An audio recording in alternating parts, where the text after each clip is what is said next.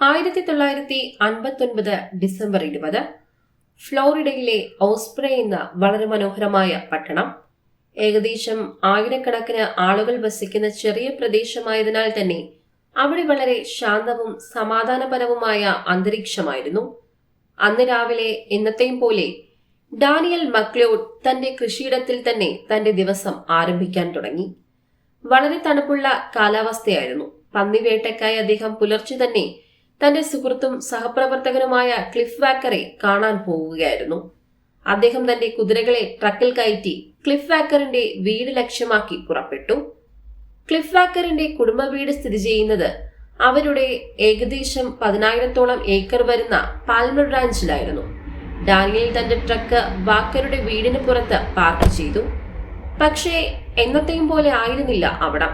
വല്ലാതെ ഇരുട്ടുമൂടി കിടക്കുന്നത് ഡാനിയലിന് വിചിത്രമായി തോന്നി. എന്തെന്നാൽ വാക്കർ കുടുംബം അതിരാവിലെ തന്നെ എഴുന്നേൽക്കുന്ന ശീലമുള്ളവരായിരുന്നു.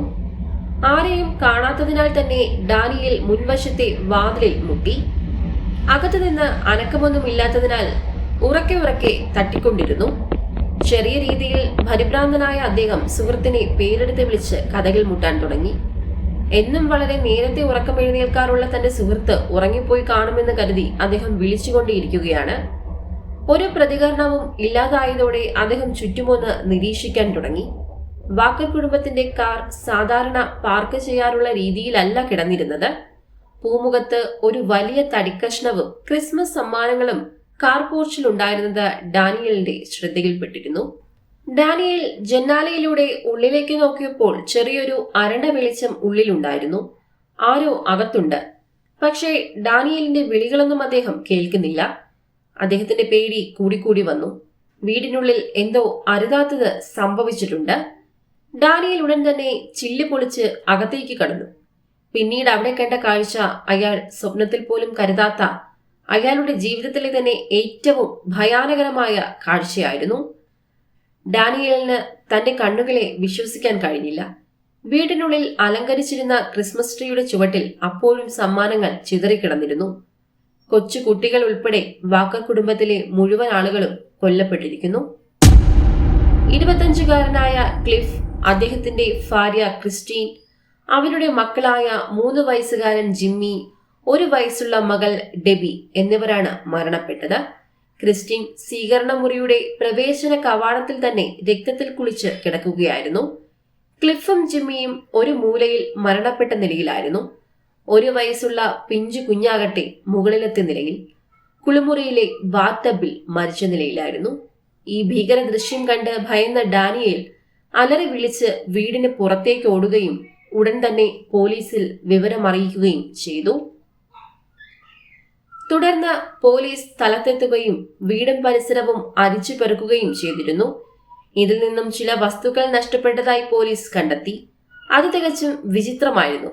ക്രിസ്റ്റിന്റെ ഹൈസ്കൂൾ യൂണിഫോം, ക്ലിഫിന്റെ പോക്കറ്റ് കത്തി, അവരുടെ വിവാഹ സർട്ടിഫിക്കറ്റ് എന്നിവയായിരുന്നു മോഷ്ടിക്കപ്പെട്ടവ. ഇത് ചെയ്തത് ക്രിസ്റ്റിന്റെ പഴയകാല കാമുകനായിരിക്കാമെന്നായിരുന്നു പലയിടത്തു നിന്നും ഉയർന്നു വന്നിരുന്ന പ്രധാന സംശയം. എന്നാൽ ചില തെളിവുകൾ കൊലപാതകി അവിടെ അവശേഷിപ്പിച്ചിരുന്നു. ചോര പുരണ്ടതും ഉപേക്ഷിക്കപ്പെട്ടതുമായ ഒരു ബൂട്ട്, സിഗരറ്റ് കവറിൽ നിന്നുള്ള ചെറിയൊരു പേപ്പർ, ബാത്ടബിൽ നിന്ന് ഒരു വിരലടയാളം എന്നിവ പോലീസ് ശേഖരിച്ചിരുന്നു. അന്നേ ദിവസം നടന്ന സംഭവങ്ങൾ പുനരാവിഷ്കരിക്കുമ്പോൾ ഡിസംബർ 19 ശനിയാഴ്ച കുടുംബാംഗങ്ങൾ വീടിന് പുറത്ത് പോയിരിക്കുകയായിരുന്നുവെന്ന് പോലീസ് കണ്ടെത്തിയിരുന്നു. ക്രിസ്റ്റീനാണ് ആദ്യം വീട്ടിലേക്ക് എത്തിയത്. വൈകുന്നേരം ഏകദേശം 4 മണിയോട് കൂടിയാണ് ക്രിസ്റ്റീൻ വീട്ടിലേക്ക് തിരിച്ചെത്തുന്നത്. എന്നാൽ ക്രിസ്റ്റീന് നേരെ ആ സമയം ആക്രമണം ഒന്നും തന്നെ സംഭവിച്ചിരുന്നില്ല.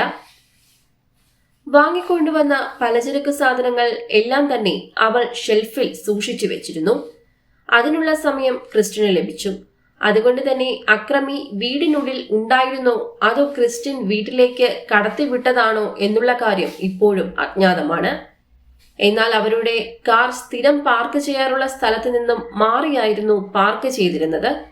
അതിൽ നിന്നും ക്രിസ്റ്റീനല്ല വാഹനം പാർക്ക് ചെയ്തതെന്നും കാറിൽ ഉണ്ടായിരുന്നവരെ ക്രിസ്റ്റീന് അറിയാമായിരുന്നുവെന്നും പോലീസ് കരുതുന്നു. ക്രിസ്റ്റീന് പരിചയമുള്ളവരായതിനാൽ അവൾ അവരെ അകത്തേക്ക് കടത്തി വിട്ടതാണെന്നും കരുതപ്പെടുന്നു. അക്രമി അവളെ ക്രൂരമായി ഉപദ്രവിക്കാൻ തുടങ്ങുമ്പോഴേക്കും അവൾ ശക്തമായ രീതിയിൽ പോരാടിയിരുന്നു. അവളുടെ രക്തം പുരണ്ട ഹൈ ഹീൽഡ് ഷൂ ഉപയോഗിച്ച് അവൾ പ്രതികരിച്ചിരുന്നു.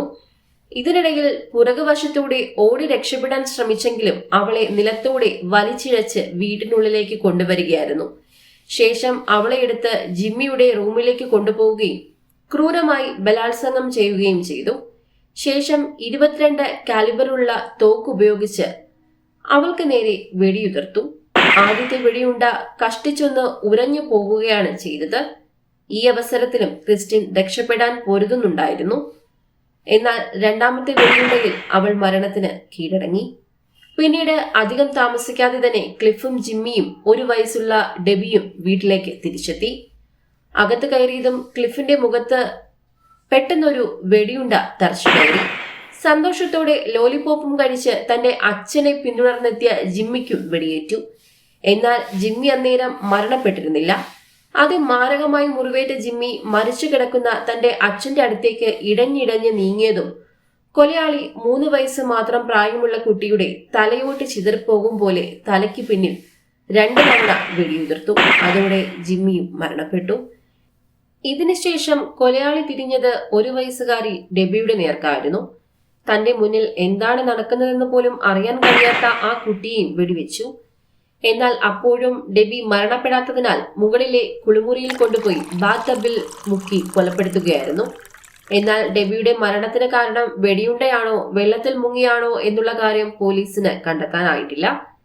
എന്നാൽ 1ലധികം പേർ ചേർന്നാണ് ഈ ക്രൂര കൊലപാതകം നടത്തിയതെന്നാണ് പോലീസ് പറയുന്നത്.